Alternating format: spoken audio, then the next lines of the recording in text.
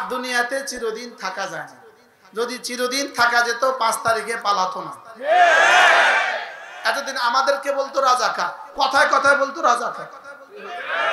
যেই শব্দটাকে পৃথিবীতে এতটা পচিয়েছে তারা, যেই শব্দটাকে পৃথিবীতে এতটা নষ্ট শব্দ বানিয়েছে, যেই শব্দটাকে পৃথিবীর জন্য সারা বাংলাদেশের 18 কোটি মানুষের কাছে যেই শব্দটাকে এতটা ঘৃণিত করে তুলছে, আল্লাহ ওই ঘৃণিত এই শব্দ দিয়া তাদেরকে ধ্বংস করে দিয়েছে। এক শব্দ ছিল রাজাকার, কথায় কথা রাজাকার। আমার রিমান্ডে আমাকে বারবার জিজ্ঞেস করে আপনার জন্ম তারিখ বলেন, আপনার জন্ম তারিখ বলেন। শুধু জন্ম তারিখ, কোন রকমে যদি 71-এর আগে হইতো তো হয়ে যেতাম রাজাকার। ভাগ্য ভালো আমার জন্ম ছিল 1374। আরটি মিডিয়া সেন্টার, দেশ ও ইসলামের কথা বলে।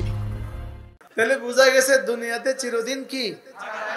3 নাম্বার পয়েন্ট হলো যাওয়ার সময় 2-3টা কাপড় ছাড়া, আর আমাদের মহিয়সী মহিয়ত্রী ভাগলপুরিনী 5টা কাপড় ছাড়া আর কিছু নেবেন। তাহলে দুনিয়ার ব্যাপারে সিদ্ধান্ত কয়টা বলেন? কি কি? দুনিয়াতে থাকা যায় না, দুনিয়া রাখা যায় না, দুনিয়ার সাথে কি নেওয়া যায় না। এটা হলো দুনিয়ার ব্যাপারে সিদ্ধান্ত। আর এর উদাহরণ রব্বে কারীম পুরো পৃথিবীকে দিয়েছেন গত 5 তারিখ।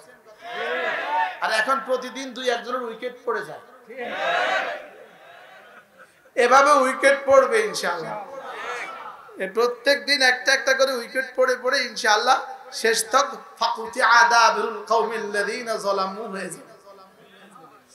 আলহামদুলিল্লাহি রাব্বিল আলামিন।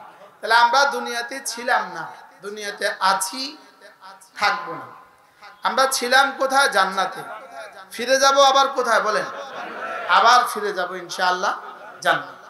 আমরা দুনিয়াতে আসছি মূলত জান্নাতে যাওয়ার জন্য। বলেন দুনিয়াতে আসছি আমরা কেন? মায়ের পেট ছাড়া দুনিয়াতে আসার যেমন কোনো সুযোগ নেই, দুনিয়াতে আসা ছাড়া আবার জান্নাতে যাওয়ার তেমন কোনো সুযোগ নেই। দুনিয়াতে আসা ছাড়া বলেন জান্নাতে যাওয়ার সুযোগ নেই। যেমনটি মায়ের পেটে আসা ছাড়া দুনিয়াতে আসার কি নাই।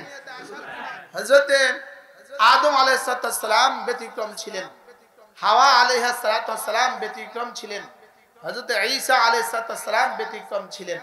এগুলো হলো খিলাফে কুদরত, খিলাফে আদত। এগুলো হলো আল্লাহ তাআলার অভ্যাসের খিলাফ। আল্লাহ তাআলার অভ্যাসের খিলাফ যেগুলো আছে এগুলো আল্লাহ তাআলার কুদরতের দলিল হয় না। কুদরতের কি হয় না বলেন? এগুলো কুদরতের দলিল হয় না। আল্লাহ যেগুলো অভ্যাসের খিলাফ এগুলো হলো কুদরত, এগুলো সৃষ্টির জন্য দলিল হয় না। সৃষ্টির জন্য কি হয় না বলেন? দলিল হয় না। ঠিক আল্লাহ তাআলার কুদরত গুলো উম্মতের জন্য দলিল হয় না। বলেন কি বলছি? আল্লাহ তাআলার কুদরত গুলো, যেমন ধরেন একজনে মেঘনা নদীতে নৌকা থেকে পড়ে বেঁচে গেছে, এর অর্থ আরেকজনের জন্য মেঘনা নদীতে পড়া জায়েজ আছে। একজন যে পড়ে বেঁচে গেল, আল্লাহ তাআলার কুদরত আরেকজনের জন্য হুজ্জত হয় না। বলেন আল্লাহ তাআলার কুদরত আরেকজনের জন্য কি হয় না বলেন? হুজ্জত দলিল হয় না। হযরত ইব্রাহিম আলাইহিস সালাম হযরত ইসমাঈল আলাইহিস সালামের গলায় ছুরি চালাইলেন, ছুরি কাটছে না কাটে নাই? এখন আপনি কি আপনার ছেলের গলায় ছুরি চালাবার সুযোগ আছে? কেন? লাকাদ কানা ইব্রাহিমা উসওয়াতুন হাসানা, ইব্রাহিমের মধ্যে রয়ে গেছে তোমাদের জন্য নমুনা। তাহলে ইব্রাহিম ছুরি চালাইলেন আর ছেলে কি হলো না? জবে হলো না। তা আমার ছেলে ছুরি চালাইলে জবে হবে কেন? বলে ওটা ছিল আল্লাহ তাআলার কুদরত, আর ছুরি কেটে ফেলা এটা আল্লাহ তাআলার আদত। আল্লাহ তাআলার কি আদত মানে কি? অভ্যাস। আল্লাহ তাআলার অভ্যাস, আল্লাহ তাআলার অভ্যাস আরেকজনের জন্য কি হয়? দলিল হয়। আল্লাহ তাআলার অভ্যাস হুজ্জত হয়। আল্লাহ তাআলার কুদরত কি হয় না? হুজ্জত হয় না। এজন্য আদম আলাইহিস সালামকে আল্লাহ তাআলা বানিয়েছেন আব্বা আম্মা দুজন ছাড়া। হাওয়া আলাইহিস সালামকে আল্লাহ তাআলা বানিয়েছেন আম্মা ছাড়া। হযরত ঈসা আলাইহিস সালামকে আল্লাহ তাআলা বানিয়েছেন আব্বা ছাড়া। এই সব কি? আল্লাহ তাআলার কুদরত। বলেন এই সব কি? আল্লাহ তাআলার কুদরত। আর বাকি সব মানুষের আমাদের জন্ম হলো কি? আল্লাহ তাআলার আদত। আল্লাহ তাআলার আদতের কোনো ব্যত্যয় হয় না। আল্লাহ তাআলার আদতের কোনো কি হয় না। যদি কখনো কুদরতের বহিঃপ্রকাশ ঘটে এটা আল্লাহ তাআলার কুদরত, আর আল্লাহ তাআলার কুদরত আরেকজনের জন্য কি হয় না বলেন, দলিল হয় না। তাহলে আমরা ছিলাম কোথায়? জান্নাতে। আসছি কোথায়? কেন আসছি বলেন? জান্নাতে যাওয়ার জন্য। বলেন আমরা দুনিয়াতে কেন আসছি বলেন? আমরা দুনিয়াতে আসছি জান্নাতে যাওয়ার জন্য। আমরা যখন জান্নাতে ছিলাম, আসার সময় আমাদের রব আমাদেরকে একটা নসিহত করলেন। আমাদের রব আমাদেরকে নসিহত করলেন, ওয়ালা তাকুনু কাল্লাযীনা নাসুল্লাহ, যারা আমাকে ভুলে গিয়েছে তুমি তাদের মতো হয়ে যেও না। অর্থাৎ যেমন ধরেন পৃথিবীতে, দুনিয়াতে, বাংলাদেশে কোনো ছেলে বিদেশে যাওয়ার সময় তার বাবা কি বলে, যাচ্ছ তো বিদেশে, ওখানে গিয়ে আমাকে ভুলে যেও না, বলে কি বলে না? মা কি বলে, যাচ্ছ তো বিদেশে আমাকে ভুলে যেও না। স্ত্রী কি বলে, যাচ্ছেন তো বিদেশে, বিদেশে গিয়ে ভুলে যাবেন না। ছেলে মেয়েরা কি বলে, বাবা যাচ্ছেন তো বিদেশে, ওখানে গিয়ে ভুলে যাবেন না। তো আল্লাহ তাআলাও বলেন, ওয়ালা তাকুনু কাল্লাযীনা নাসুল্লাহ, দুনিয়াতে গিয়ে যারা আমাকে ভুলে গিয়েছে তুমি তাদের মতো হয়ে যেও না। তুমি তাদের মতো কি? তাহলে আমাকে কি বললেন বলেন? যারা আমাকে ভুলে গিয়েছে, বলেন তুমি তাদের মতো আমাকে ভুলে যেও না, তুমি তাদের মতো আমাকে ভুলে যেও না। আচ্ছা, এটা কতটা প্রিয় আহ্বান বলেন, কতটা মধুময় আহ্বান বলেন। হ্যাঁ, রব যেন আমার কানে কানে বলে দিলেন, তোমাকে পাঠাচ্ছি বাংলাদেশে, তোমাকে পাঠাচ্ছি বিদেশে। ও জন্ম ছিল কি, এজন্য কি বলতে পারে নাই বলেন, এজন্য রাজাকার বলতে পারে নাই। আর একটা শব্দ ছিল তাদের জীবনের সবচেয়ে, সমস্ত চুরির পেছনে এক শব্দ, সব ডাকাতের পেছনে এক শব্দ, সব দুর্নীতির পেছনে এক শব্দ, সব দুর্নীতির পেছনে, সমস্ত চুরির পেছনে, সমস্ত নগ্নতার পেছনে, জুয়া খেলে সেখানে। বাস্তব না বাস্তব? যত দুর্নীতি আছে, যত চুরি আছে, যত ডাকাতি আছে, সবকিছু করেছে এক চেতনা, মুক্তিযুদ্ধের চেতনা। কি ভাই, এত টাকা বাংলাদেশ থেকে পাচার করেছে কোন চেতনা? আপনাকে বলতে, এখনো বলতে কি ডর লাগে নাকি? বলেন কোন চেতনা? বাংলাদেশের একজনের বেতন ছিল 1,60,00,000। জোরে বলেন, একজনের বেতন প্রতি মাসে তাকে বাংলাদেশ থেকে তার অ্যাকাউন্টে পাঠিয়ে দেওয়া হতো 1,60,00,000। বলেন মুক্তিযুদ্ধ চেতনা? বলেন কানাডা, বেগমপাড়া যার যার বাড়ি আছে কোন চেতনা? বলেন। আর আমাদের যে বাংলাদেশের, আমাদের মসজিদে যে আস্তর নাই, আমাদের মাদ্রাসার ওস্তাদদের যে বেতন নাই, আমাদের মাদ্রাসার ছাত্রদের যে খাবার নাই, মুদি দোকানে 20 লাখ টাকা বাকি, আর কি বলে ইটের দোকানে, রডের দোকানে 30 লাখ টাকা বাকি, ওস্তাদদের বেতন 8 মাস বাকি, সব হলো রাজাকার হওয়ার কারণে।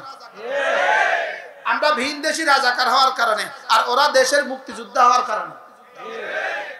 বুঝেন না কিছু? কি বুঝলেন বলেন? কানাডায় বাড়ি হয়েছে কি লেগা বলেন না? আমাদের মসজিদের আস্তর নাই কেন? যেহেতু আমরা ভিন দেশি, এই জন্য আমাদের মসজিদে আস্তর নাই। বুঝো নাই কথা? এই জন্য আমাদের কারোর বিদেশে বাড়ি নেই। যেহেতু আমরা ভিন দেশি, এই জন্য আমাদের বিদেশে বাড়ি নেই। আর ওরা যেহেতু এদেশের মুক্তিযোদ্ধা, এই জন্য ওদের বাড়ি কানাডা। আমি মনে হয় বুঝাইতে পারি নাই আপনাদের। কি বুঝলেন? আজব বাংলাদেশ। ওই নওজোয়ান করতেছে আজব বাংলাদেশ। কি হয়, এতদিন বাংলাদেশ ছিল না, এতদিন বাংলাদেশ ছিল, এখন হয়েছে বাংলাদেশ। এই জন্য আমাদের মাননীয় তত্ত্বাবধায়ক সরকারের মাননীয় প্রধান উপদেষ্টা তিনি বললেন, প্রাইমারি স্কুলে সূরা ফাতিহা পড়াও।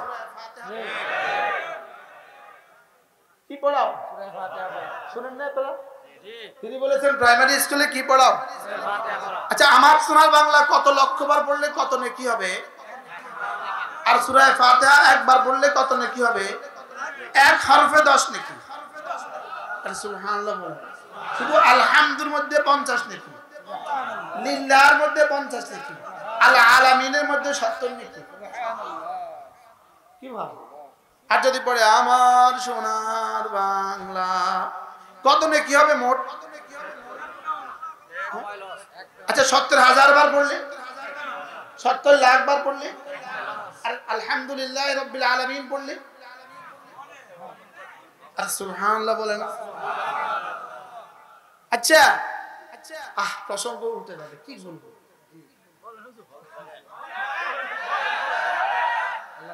তাইলে আল্লাহ তাআলা আমাদেরকে আসার সময় বলে দিলেন তোমরা যাচ্ছ তো বিদেশে, তাহলে এটা আমাদের জন্য বিদেশ, আমাদের মূল বাড়ি জান্নাত। আমাদের মূল বাড়ি কোথায়? আমাদের মূল বাড়ি হলো জান্নাত। আসার সময় বলে দিলেন ওখানে গিয়ে কিন্তু আমাকে ভুলে যেও না।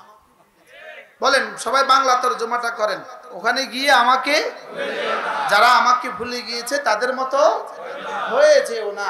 কেউ যদি জিজ্ঞেস করে আল্লাহ কেউ যদি আপনাকে ভুলে যায় আপনি তখন কি করবেন, তা আল্লাহ তাআলা বলেন অনেকগুলো শাস্তির ঘোষণা দিয়েছেন। একটা একটা করে আমি আপনাদের সামনে অল্প অল্প, আমি সর্বমোট 1.5 ঘন্টা বয়ান করব সিদ্ধান্ত নিয়েছি। আপনাদের অনেক রাত হয়ে গেছে এই জন্য।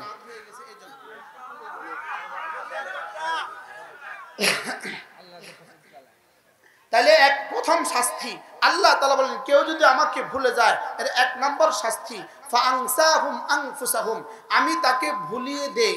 বলেন আমি তাকে কি ভুলিয়ে দেই? আনফুসাহুম, তাকে তার নিজেকে ভুলিয়ে দেই। মুফাসসিরিন বলেন ফাআনসাহুম মাসালিহাহুম, আল্লাহ তাআলা তাকে তার মুসলিহাত ভুলিয়ে দেয়, তার জন্য যেটা প্রয়োজন এটা তাকে ভুলিয়ে দেয়। তার ঈমান তার জন্য প্রয়োজন এটা তাকে ভুলিয়ে দেয়, তার নামাজ তার জন্য প্রয়োজন এটা তাকে ভুলিয়ে দেয়, তার কোরআন তার জন্য প্রয়োজন এটা তাকে ভুলিয়ে দেয়।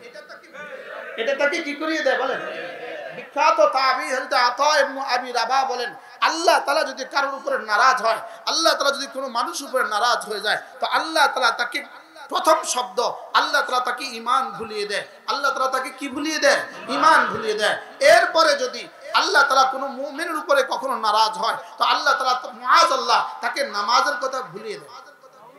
কিসের কথা ভুলিয়ে দেয়? বলেন নামাজের কথা ভুলিয়ে দেয়। তাহলে খোদা না খাস্তা ঈমান হারা হয়ে যাওয়া, এটা ঈমান হারা হয়ে যাওয়া, এটা হলো ফাআনসাহুম আনফুসাহুম, নামাজ ছেড়ে দেওয়া ফাআনসাহুম আনফুসাহুম, রোজা ছেড়ে দেওয়া ফাআনসাহুম আনফুসাহুম, হজ ছেড়ে দেওয়া ফাআনসাহুম আনফুসাহুম।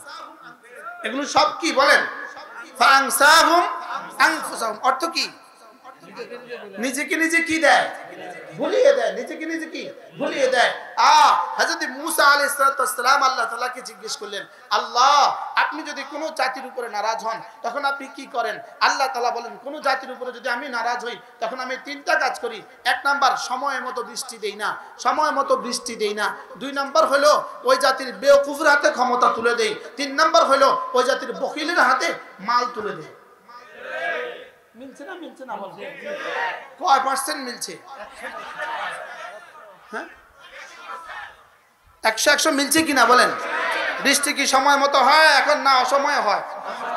2 নম্বর ক্ষমতা কার হাতে তুলে দিছিল? ডাকাতদের হাতে। কার হাতে তুলে দিছে বলেন? ডাকাতদের হাতে। পৃথিবীতে একটা ছোট্ট জানোয়ার আছে, ছোট্ট প্রাণী আছে, এই প্রাণীটার নাম হলো মশা। মশা কোন পর্যন্ত খায় জানেন? মরণ পর্যন্ত। বলেন কোন পর্যন্ত? মশা যদি অর্ধেক পেট খায়া উড়ে চলে যেত তো যাইতে পারতো কি পারতো না? বলেন সে কোন পর্যন্ত খাইছে? এই পর্যন্ত খাইছে, এখন আর উঠতে পারে না। এখন পেটটা নিচের দিকে, মাথাটা উপর দিকে, এভাবে রয়েছে, ঝুলে রয়েছে। আস্তে করে খাইয়া এখানে থেকে খাইয়া এখানে গিয়ে বসে আছে।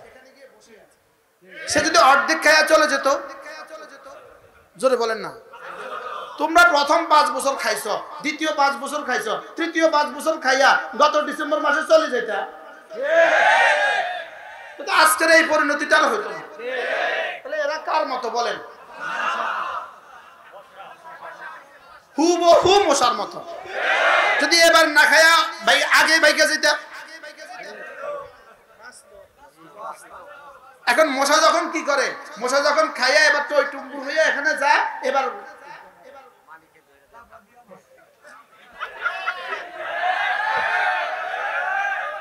কি ভাই এখন যেখানে যেখানে গর্তে আছে ওখানে ওখানে অপেক্ষা করতেছে। আচ্ছা 2 নম্বর হলো আরেকটা প্রাণী আছে, এটার নাম হলো ইঁদুর।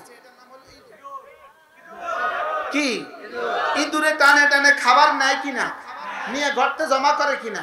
আচ্ছা গর্তে যে পরিমাণ খাবার জমা করেছে এই পরিমাণ খাবার ইঁদুরটা কতদিন খাইতে পারতো? বছর সারা কিয়ামত পর্যন্ত খাইতে পারতো কিনা বলেন? বুঝো না তো। এরপরেও খাবারটা রাইখা আবার আইসা এবার ঢুকলো কি লিগা? শিকারীর বাড়িওয়ালার বাক্সার মধ্যে ঢুকলো কি লিগা? হ্যাঁ যদি এই এই এই এবার আর খাঁচার মধ্যে না ঢুকতো, লোহার কি বলেন না, ইঁদুর দ্বারা ইঁদুর মারার কলের মধ্যে না ঢুকতো, ফটক, আচ্ছা ইঁদুর মারার কল, ইঁদুর মারার মেশিন, ইঁদুর মারার কলের মধ্যে যদি না ঢুকতো, তো খানাগুলো কয় বছর খাইতে পারতি? জোরে বলেন না। এখন এদেশ থেকে যা ডাকাতি করছে, যত গত ডিসেম্বর মাসে যদি আর মিছা কথা না কইতো, কইতো আমরা যাই এবার তোমরা খাও, তাহলে তো বাচ্চা যাইতো। তাহলে এটা কিসের মতো হয়েছে বলেন? এখন শুধু সুবানির অপেক্ষা করতেছে। কি ভাই?